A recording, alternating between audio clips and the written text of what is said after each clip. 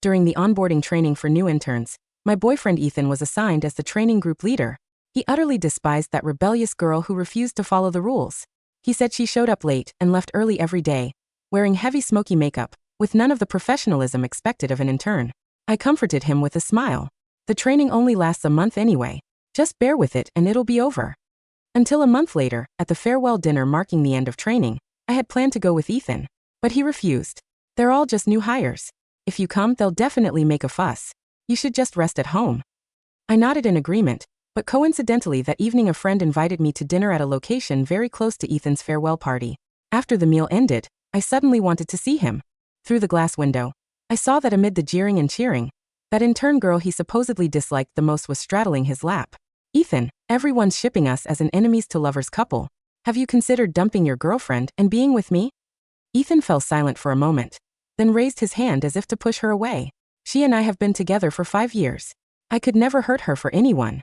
But unexpectedly, the girl flashed a bold smile and pulled him by the collar, offering her red lips. And Ethan didn't refuse. I stared at this scene in a daze. Beyond the heartache, I suddenly felt like laughing. So Ethan's germophobia could be easily cured by a girl he'd only known for a month. 5 years together, and we'd done everything intimate couples do except kiss. All because he found it disgusting. I'd always been accommodating, thinking that someday he might accept me. But now, I suddenly didn't want to accommodate him anymore. Amid wave after wave of cheers, the kiss lasted a full 3 minutes. When it ended, Ethan's pale lips were already smeared with Harper's lipstick. How was that, Ethan? You enjoyed it too, didn't you? I'm a good judge of character. Even though you say you hate me, you really can't resist me. You're physically attracted to me. Watching her smug expression, Ethan pressed his lips together, feeling a subtle embarrassment at having his thoughts exposed. Think whatever you want, but I already have Nina. We're getting married soon. Harper let out a scornful laugh, completely unconcerned. That's fine. As long as there's love, I don't care about titles like girlfriend. When we were kissing just now, your heart was racing and your movements were clumsy. Ethan, was that your first kiss? Ethan froze for a moment, tacitly confirming it. The people around immediately started jeering. Ethan, you're not lying to our Harper, are you? You've been with your girlfriend for 5 years, and you're saying you've never kissed? Who's going to believe that? Exactly. Harper, watch out, you might be getting played. Harper glared at them angrily, also thinking she'd been deceived, and got up indignantly. But Ethan pulled her back into his arms. I'm not lying to you. It really was my first kiss. I have germophobia. At home, I won't even touch her plates and forks. Kissing her, I find it disgusting. My heart trembled uncontrollably. Ethan was taciturn by nature, not someone who liked to explain. Every time we fought or had a misunderstanding, he was a man of few words, leaving me to process my emotions alone. But now with Harper, whom he'd only known for a month, he was willing to lower himself. Harper's expression visibly brightened, her eyes full of mockery. You can't even stand kissing her, yet you've been with her for 5 years? You really can endure. Ethan didn't refute it. He just lowered his eyes and said with a sigh, if I'd met you earlier, I definitely wouldn't have gotten together with her. Harper was delighted by his words, grinning as she wrapped her arms around his neck and kissed him again. Watching them lost in each other, I clenched my fists, my stomach churning. Forcing myself to calm down, I took out my phone and called Ethan. My special ringtone played.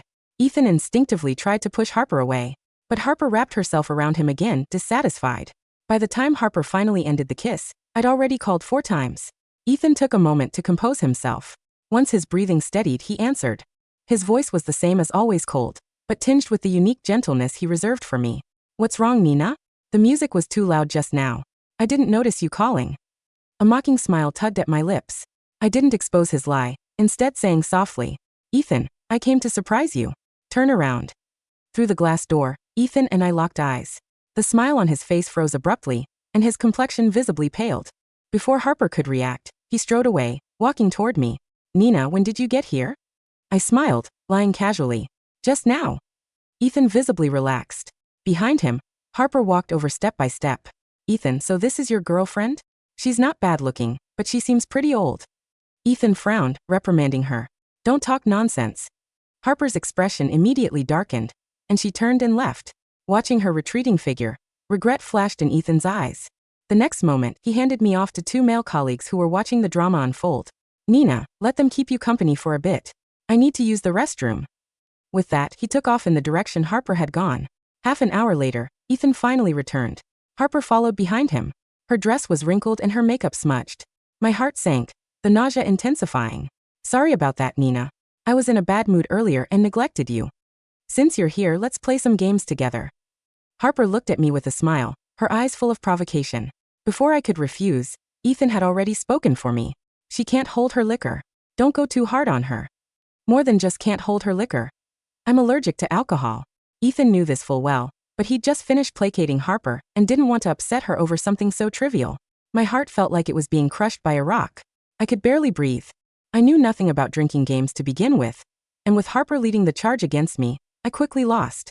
She poured a full glass and handed it to me. Nina, everyone else who loses has to drink 3 glasses, but since it's your first time playing, 1 glass is fine. Watching her act so magnanimous, an indescribable anger rose in my chest. I'm allergic to alcohol. I can't drink. Harper acted surprised. Why didn't you say so earlier? How about we let Ethan drink it for you? You two are a couple he shouldn't mind, right? She flashed a malicious smile and handed the glass to Ethan. Ethan pressed his lips together and didn't take it. He looked at me, his tone apologetic but also slightly reproachful. Nina, I have germophobia. I can't use the same glass as someone else. You know that. It's just 1 drink. Have it yourself. Don't make things difficult for me. The string that had been stretched taut in my heart suddenly snapped. I looked at Ethan, my nose stinging uncontrollably. Then, gritting my teeth, I took the glass and drained it in 1 gulp. The alcohol made my eyes water, and my stomach burned painfully. Ethan instinctively moved to support me, but I shook him off. You all keep playing. I'm heading home. I went to the hospital first to get an allergy shot before returning home, where I tossed and turned all night. Ethan didn't come back until the next morning. Seeing my haggard face, he was obviously panicked. What happened? Are you still feeling bad from drinking last night? I'm sorry. I should have stayed with you, but I called you over a dozen times and you didn't answer. I thought you were still angry. Right. He thought I was angry, so instead of comforting me, he just left me alone. But when Harper got angry, he immediately chased after her to placate her, even with me right there. A bitter smile crossed my lips, but what concerned me more was something else. Did you really call me? Then why didn't I receive any calls? Ethan looked confused at first, then thought of something and stiffened. I drank too much last night and accidentally blocked your number. His face was full of apology as he reached out to hug me. I'm sorry, Nina. I promise it won't happen again. Smelling the sickly sweet perfume on him, my heart felt like it was being squeezed by an invisible hand. Accidentally? What a coincidence. Harper must have taken his phone and blocked me on purpose. Ethan was someone who valued his personal space immensely. Just like he wouldn't kiss me, he also never let me touch his phone. He considered it privacy, a boundary that even the closest person couldn't cross. But I couldn't touch it, Harper could. A mocking smile tugged at my lips. I suddenly felt utterly exhausted. Pushing Ethan away, I turned and walked into the kitchen. Half an hour later, Ethan sat at the dining table, staring at the plate in front of him, his expression growing darker. Nina Smith, what's gotten into you today?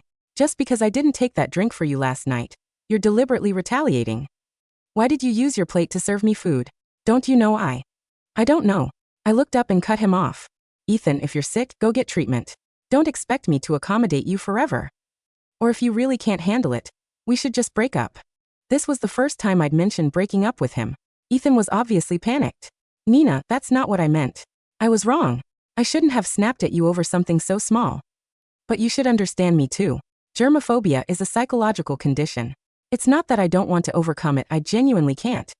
Can't overcome it? I don't think so. When he was kissing Harper so passionately, where was his germophobia then? I lowered my eyes to hide the sarcasm in them. I didn't want to say another word to him. Whatever. If you can't eat it, just order takeout. Seeing that I had no intention of giving him an out, Ethan lost his temper too. He stood up abruptly. The plates and forks on the table scattered across the floor with his movement. Nina Smith, what's your problem? Are you giving me the silent treatment now? I used to think Harper had a bad temper, but now I think a bad temper is actually good. At least she voices her needs. Unlike you never say anything, making people guess all day long. My eyes immediately reddened. More than anger, what I felt was heartbreak. I used to cry and make a fuss too. Like Harper, I'd deliberately show my displeasure and act out, hoping he'd comfort me. But how did he treat me? He found me annoying and dramatic.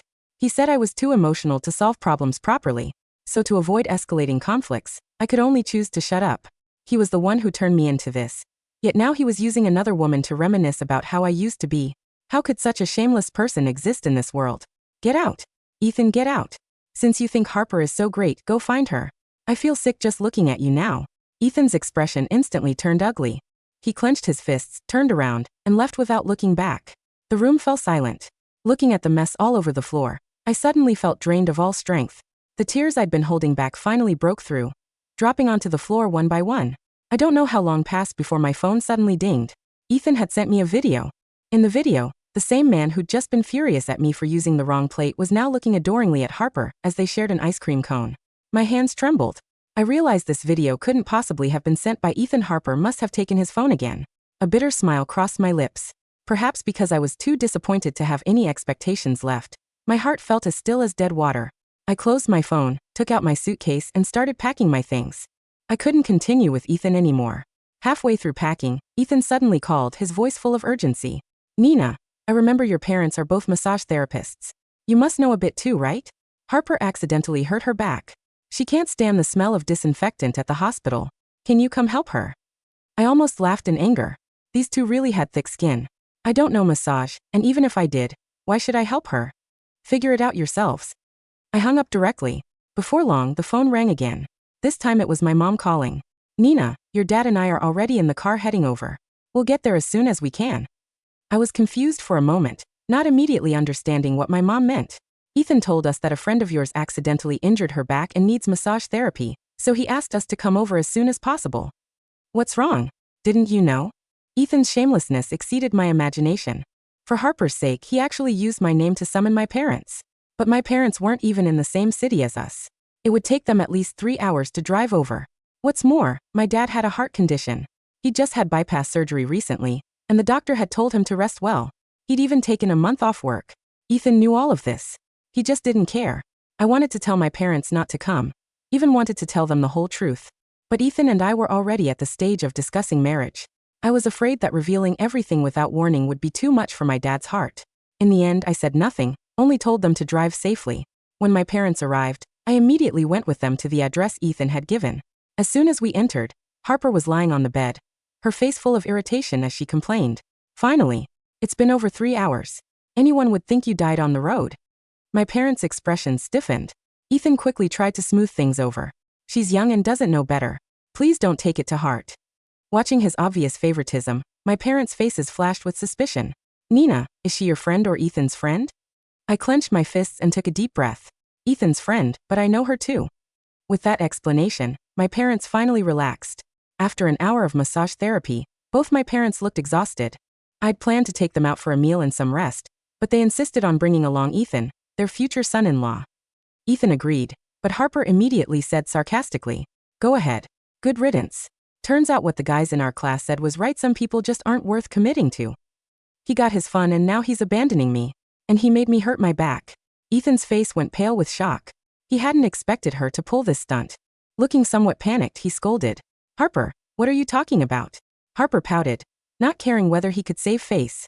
"Ethan, you don't really think I'm willing to be your mistress, do you? I already sent your girlfriend that video of us sharing ice cream. I didn't expect her to be so tolerant." She's still pretending not to know. My parents finally understood. Their faces immediately turned ashen. "Ethan, you cheated and you still had the nerve to make us give this homewrecker massage therapy? Do you have no shame?" My mom's voice rose sharply. My dad was so angry his chest heaved. Looking at Harper's smug face, I finally snapped. I walked over and slapped her hard across the face. "Harper." Ethan's expression changed drastically. He rushed over to shield Harper, shoving me hard. Seeing his daughter being mistreated, my dad immediately tried to help, but before he'd taken 2 steps, he clutched his chest and collapsed. "Dad. Dad." My dad's body hit the floor with a heavy, terrifying thud. The sound seemed to vibrate through the floorboards, straight into the soles of my shoes. His face, which had been flushed with a deep, furious red just a second ago, instantly turned an ash gray. His hands, rough and calloused from decades of hard work, clutched at his chest, his fingers twitching as he gasped for air that wouldn't come. "Dad. Dad." My voice didn't sound like mine. It was a high, shredded shriek that scraped the back of my throat.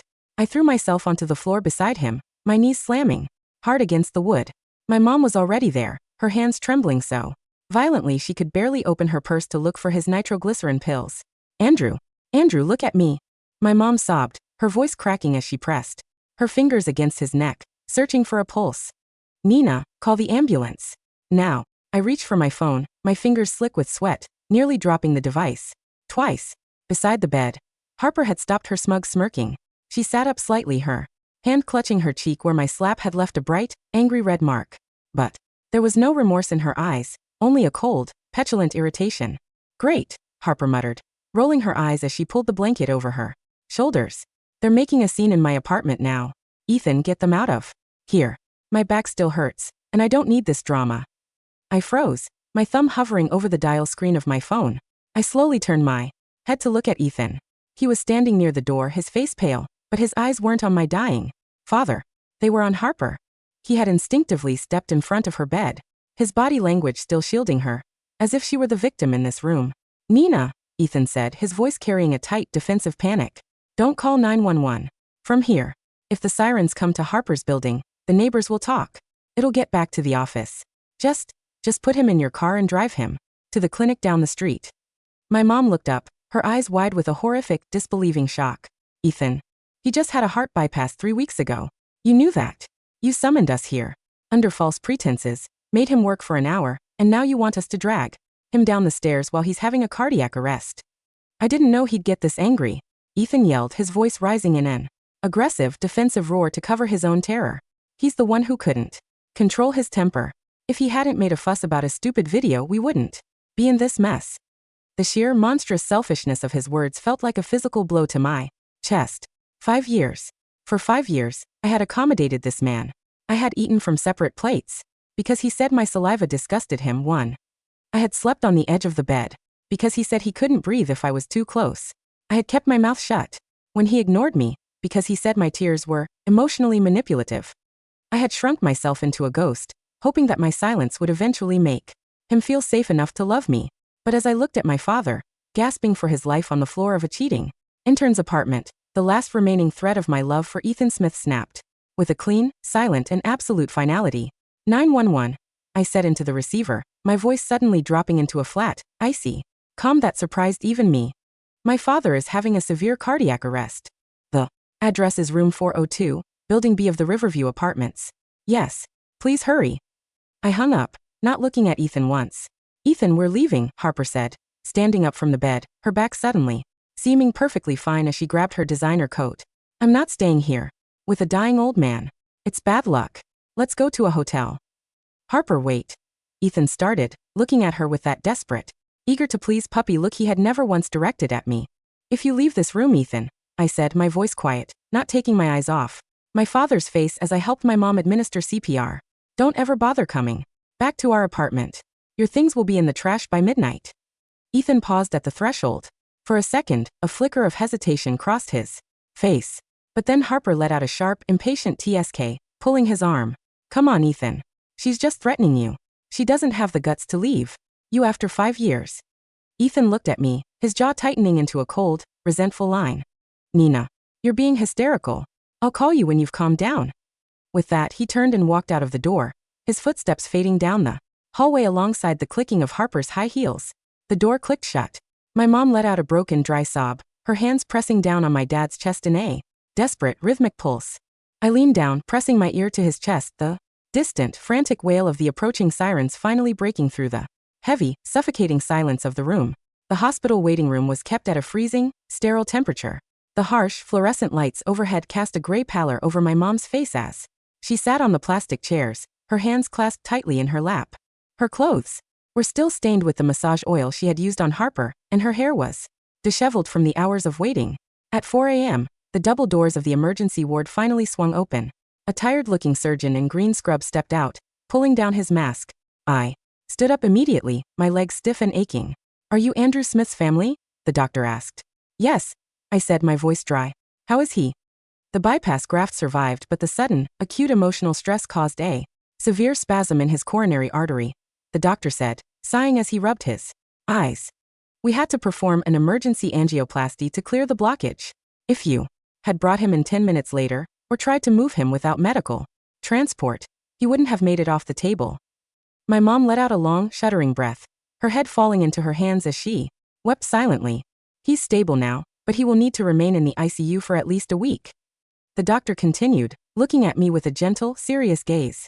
And absolutely no stress, no emotional shocks. His heart cannot handle another event like this. I understand, I said. Thank you, doctor. Once the doctor left, I sat back down beside my mom, wrapping my arm around her trembling shoulders. Nina, she whispered, her voice thick with tears. How did it go this far? For 5 years, we thought Ethan was a good boy. He was quiet, yes, but we thought he was just serious. We thought his germophobia was a real illness. We didn't know he was using it to humiliate you. I didn't know either, Mom, I said, staring at the gray linoleum floor. But I know now. I pulled out my phone. There were no calls from Ethan. No messages. He hadn't even texted to ask if my father was still alive. Instead, when I opened my social media, I saw a new post on Harper's private account, the one she had deliberately used to send me the ice cream video. Earlier, it was a photo of 2 hands clinking champagne glasses in a luxury hotel room, with the caption, "Finally got rid of the dead weight. A new beginning with my favorite group leader." Clinking glasses, sparkling heart. I stared at the screen for a long, silent moment. My heart didn't hurt anymore. The pain had been replaced by a cold, surgical precision. I took a screenshot of the post. Then I opened my personal cloud drive and began compiling a new folder. I uploaded the call logs showing Ethan's fraudulent messages to my parents, claiming there was a medical emergency, to trick 2 elderly retired massage therapists into driving 3 hours to treat his mistress. I uploaded the medical reports of my father's emergency heart surgery, explicitly highlighting the doctor's statement regarding the cause of the coronary spasm.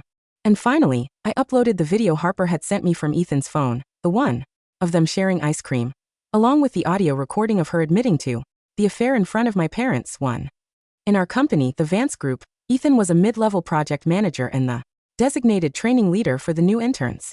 The company's code of conduct was notoriously strict regarding superior-subordinate relations, explicitly stating that any manager who engaged in a romantic or sexual relationship with an intern under their direct supervision would face immediate, summary, termination for hostile work environment creation. Ethan had thought his germophobia was a shield. He had thought my silence was a guarantee. He was about to find out that when a quiet person finally speaks, they don't use whispers. On Monday morning, the lobby of the Vance Group was bustling with the energy of the new fiscal quarter.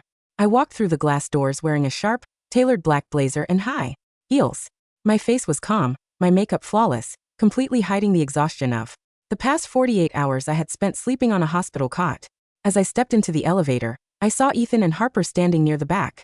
Harper was wearing a short, designer skirt, her heavy smoky makeup perfectly applied one. She was leaning slightly against Ethan's shoulder, whispering something in his ear that made him let out a soft, indulgent chuckle. When the elevator doors opened on the 12th floor, they stepped out together, still laughing. But as Ethan turned toward his office, his eyes finally fell on me. His smile stiffened instantly. He stopped in his tracks, his complexion turning a muddy pale gray. He quickly stepped a few inches away from Harper, his posture turning rigid. "Nina," he said, his voice carrying a forced, defensive casualness. You're at work today? How is your dad?"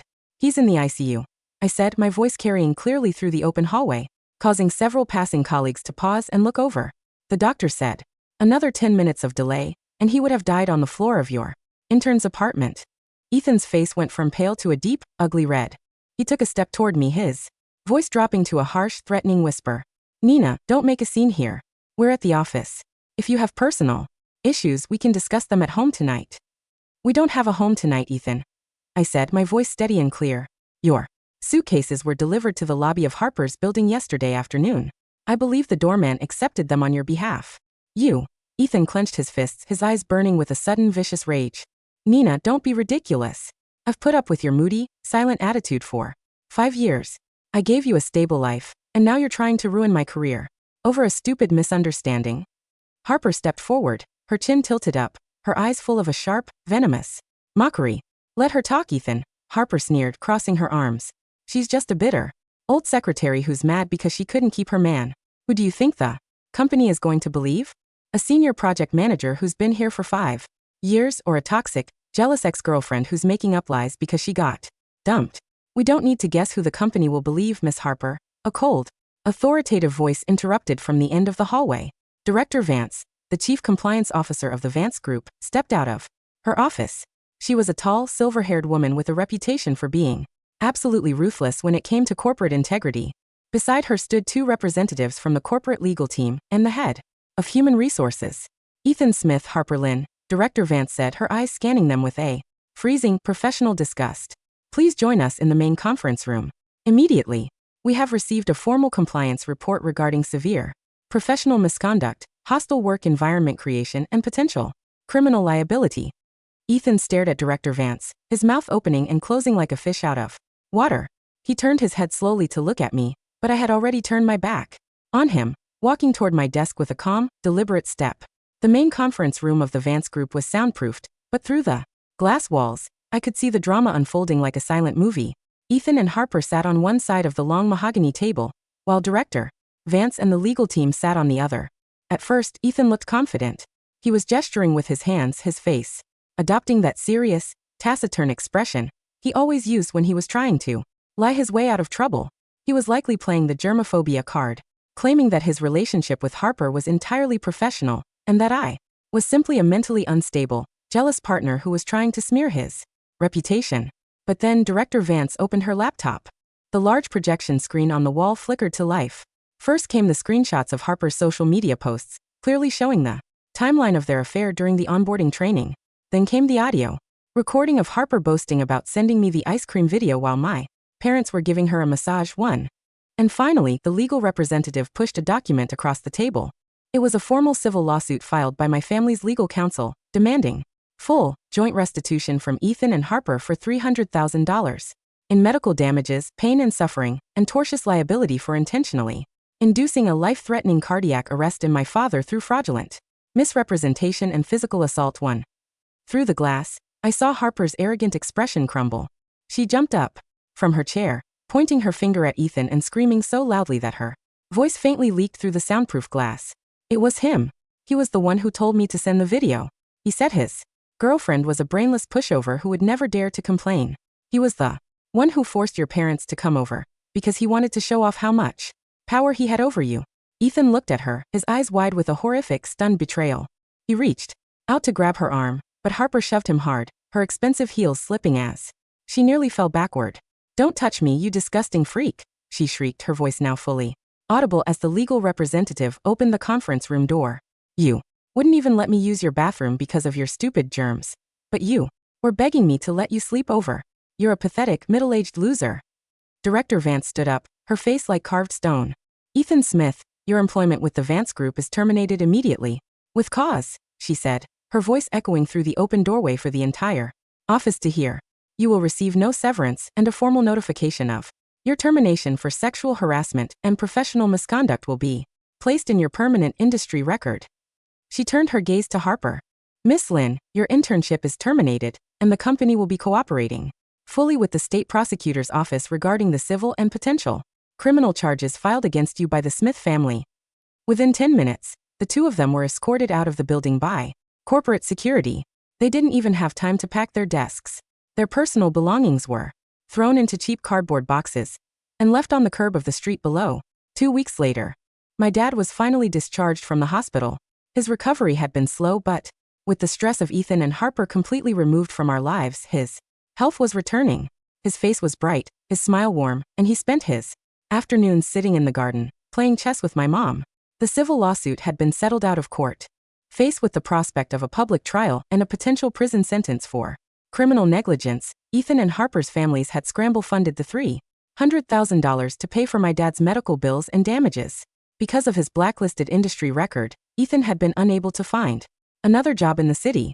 His savings were completely wiped out by the settlement, and his luxury apartment lease had been terminated due to non-payment. It was a rainy Tuesday evening when I walked out of the office building. As I opened my umbrella, a figure stepped out from the shadow of the concrete pillars near the entrance. It was Ethan. He looked unrecognizable. He was wearing a faded, damp hoodie, his hair disheveled and wet. His face was gaunt, his eyes hollow, and his hands were trembling as he clutched a cheap paper bag. "Nina," he whispered, his voice cracking as he took a step toward me. I stopped, looking at him with a cold, detached indifference. I didn't pull my umbrella back. I didn't step away. He was simply a stranger standing in the rain. "Nina, please, look at me," he sobbed, his knees buckling as he fell to his floor on the wet pavement. I was wrong. I was so wrong. Harper took everything I had left and ran back to her parents' province the moment the settlement was signed. She never cared about me. I didn't say anything. "I have my germophobia back, Nina," he wept, clutching his wet hands against his chest. "I can't touch anything. I can't eat. Every time I try to sleep, I smell her perfume and I feel sick. You're the only one who ever truly cared for me. You accommodated me for 5 years. Please, just give me one more chance. We can start over. I'll go to therapy. I'll do whatever you want. I looked down at him, his wet hair plastered against his forehead, his tears mixing with the dirty rainwater on the concrete. I remembered the night before my dad's heart attack. How he had looked at me with such cold, arrogant disgust when I asked him to share a plate with me. I remembered how he had told me that Harper's bad temper was better, because at least she voiced her needs. Ethan, I said, my voice smooth, quiet, and entirely calm. Do you know why I never voiced my needs? He looked up, his eyes filled with a desperate, pleading hope. Because every time I did, you told me I was being dramatic, I said. You trained me to be silent, because my silence made your life convenient. But you forgot one thing. I leaned down slightly, looking into his hollow eyes. When a quiet person finally decides to leave, they don't leave a key under the malt. They burn the house down. I straightened up, turning away from him. Nina, please, he screamed behind me, his hands clawing at the wet concrete as I walked toward the subway entrance. I have nothing left. Nina. I didn't look back. As I stepped onto the train, the heavy doors closing behind me with a clean final slide, the distant sound of his weeping was completely swallowed by the steady, rhythmic hum of the moving train. The spring afternoon was warm and gentle, casting a brilliant, golden light over the municipal park near the river. I sat on a wooden bench, holding a cup of hot coffee. Beside me sat my dad, looking healthy and robust, a soft, peaceful smile on his face as he watched the children playing on the grass. My mom sat on his other side, her hand resting warmly over his. The air is beautiful today, Nina, my dad said, taking a deep, clear breath. I feel like I've been asleep for 10 years, and I've finally woken up. Me too, Dad, I said, a soft, genuine smile spreading across my face. Me too. My phone vibrated in my pocket. It was a notification from the Vance Group. With Ethan's departure and my successful management of the quarters projects, the board had officially approved my promotion to the position of Senior Director of Operations, with a salary that would easily secure my parents' retirement. I closed the screen and slid the phone back into my pocket. I looked out at the river, the water sparkling like a million tiny diamonds under the warm, bright sun. The heavy, suffocating silence of the past 5 years was gone, replaced by the quiet, beautiful hum of a life that was finally completely my own. I took a slow sip of my coffee, the warmth spreading through my chest, and stepped forward into the clean, bright light of my new beginning.